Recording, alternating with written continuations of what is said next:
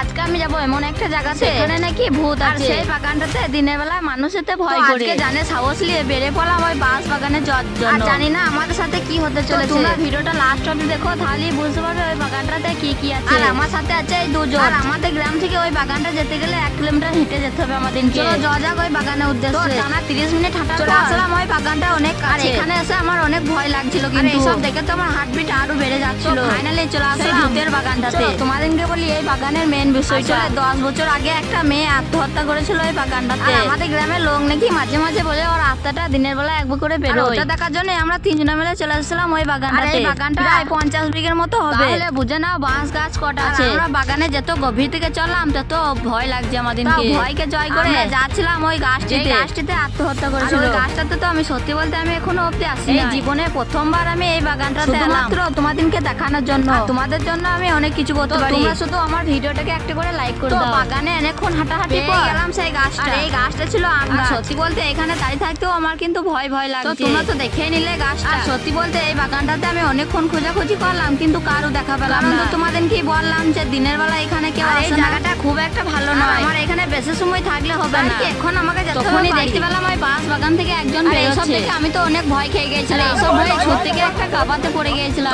অনেক কষ্টের পর বাগান থেকে একটু সাইডে চলে আসলাম। তোমাদের কাছে আমার একটা রিকোয়েস্ট, তোমরা যদি আমার এই ভিডিওটা অনকে লাইক কমপ্লিট করো তাহলে এর থেকে একটা ভয়ানক বাগানে যাবো। এখন সবাই একটা করে লাইক করে দাও, আমার এই ভিডিওটাতে অনকে লাইক কমপ্লিট হয়ে যাবে।